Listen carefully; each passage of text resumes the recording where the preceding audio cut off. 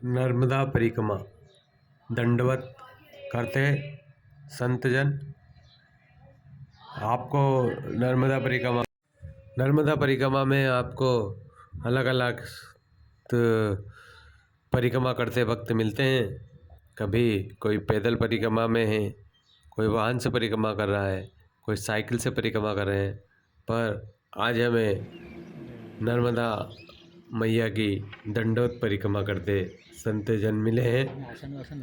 और देख सकते हैं आप, यह दंडवत परिक्रमा सीधे शास्त्रार्थ दंडवत करते हुए बड़ा समय लगता है। इस परिक्रमा में 4 से 5 वर्ष में दंडवत परिक्रमा पूर्ण होती है और बड़ा तपस्या वाली यह परिक्रमा रहती है, जिसमें माँ नर्मदा परिक्रमा पथ पर दंडवत करके इस परिक्रमा को पूरा किया जाता है।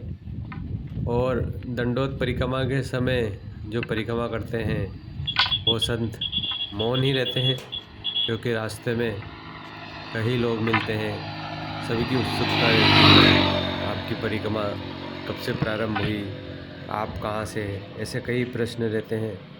इसलिए अभी तक जो मैंने देखा है, जितने भी दंडवत परिक्रमा के संत हैं मौन ही परिक्रमा करते हैं। नर्मदा परिक्रमा में हमें पैदल परिक्रमावासी मिलते हैं, परिक्रमा करते हैं, कोई साइकिल से, कोई वाहन से। और माँ नर्मदा परिक्रमा में आज हमें एक ऐसे संत मिले जो अपनी दंडवत परिक्रमा कर रहे हैं। दंडवत परिक्रमा में लगभग 4 से 5 वर्ष का समय लगता है। और महाराज जी जब कल दंडवत परिक्रमा कर रहे थे तब वो मौन थे, पूरी परिक्रमा में मौन रहते हैं। तो रात्रि में भी जहाँ ठहरे हुए थे महाराज जी वहाँ हम आए थे। अब सुबह जब परिक्रमा प्रारंभ होती है उसके पहले महाराज जी से संवाद हम करेंगे, क्योंकि महाराज जी की परिक्रमा रात्रि में पता चला था कि अमरकंटक से प्रारंभ हुई और लगभग 2 वर्ष से ऊपर का समय हो गया। नर्मदा महाराज जी, महाराज जी आपकी यह दंडवत परिक्रमा के पीछे का उद्देश्य क्या है, इतना कठिन तप? समर्पण भक्ति भाव। समर्पण भक्ति भाव। कितने वर्ष हो गए आपको परिक्रमा करते हुए? 5/5/2022 मई में आराम अमरकंट माई की बगिया से। माई की बगिया से आपकी परिक्रमा प्रारंभ हुई 5/5/2022 से। हाँ, लगभग 2 वर्ष का समय होने वाला है गुरुदेव। तो परिक्रमा में दंडवत जब आप परिक्रमा होती है तो लगभग कितने, 3 या 4 किलोमीटर या 5 किलोमीटर हो जाती है? 4, 4.5, 5, कभी 4, कभी 4 या 4 से 5 किलोमीटर दंडवत परिक्रमा, कभी 3 किलोमीटर। उसके बाद फिर विश्राम ले लेते हैं। और परिक्रमा के समय मौन रहता है आप? जी, परिक्रमा के समय मौन रहता है, जो शाम तक रहता है। और स्थान पर रुककर परिक्रमा होती है। बीच बीच में आपने यज्ञ भी किए हैं परिक्रमा के दौरान? परिक्रमा अंदर में ये 6वां यज्ञ होने जा रहा है ओंकारेश्वर में। 6ठा यज्ञ ओंकारेश्वर में। पूरे अमरकंट से यहाँ तक का जो भक्तगण जो जुड़े हुए हैं भगवती का, उन सबके माध्यम से ये 6वां यज्ञ ममलेश्वर ओंकारेश्वर का इसी साइड दक्षिण तट में होगा। आरंभ 28 फरवरी 2 मार्च तक पूर्ण होती और भंडारा होगा। यज्ञ का प्रसादी भंडारा समापन।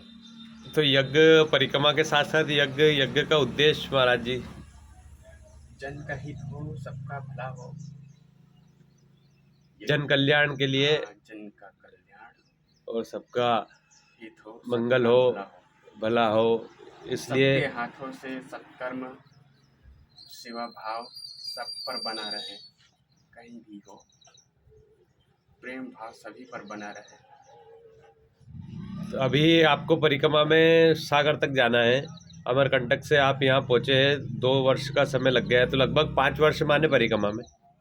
हाँ, अमरकंट से रत्ना सागर दक्षिण तट से, अमरकंट से दक्षिण तट रत्ना सागर से उत्तर तट अमरकंट से ओमकारेश्वर समापन परिक्रमा।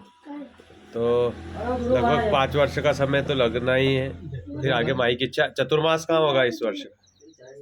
पिछला हुआ औली घाट में हुआ, उसका पिछला हुआ डिंडोरी जिला में जी। अब अगला भगवती के जैसा आदेश कृपा हो वही विश्राम चतुर्मास। तो हमारा तो भाव है कि विमलेश्वर में हो तो अच्छी बात कि वहाँ चतुर्मास हो विमलेश्वर में। हरि की इच्छा से। ठीक है महाराज जी, माँ नर्मदा की आशीर्वाद से परिक्रमा चल रही है। और वैसे ही जैसे दंडवत में आप जहाँ विश्राम करते हैं महाराज जी, तो भगत लोग आते हैं, जिसके मन में भक्ति भाव है वो आते हैं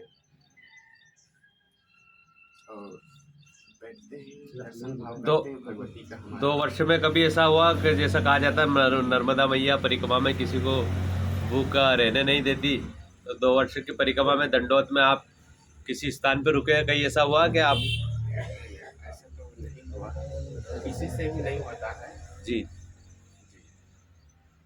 प्रतिदिन भगत लोग आके अपने आप भोजन और सारी व्यवस्थाएं करते हैं। ये सब माँ नर्मदा की कृपा से ही संभव है और आगे भी यही क्रम आपका जारी रहेगा। नर्मदे।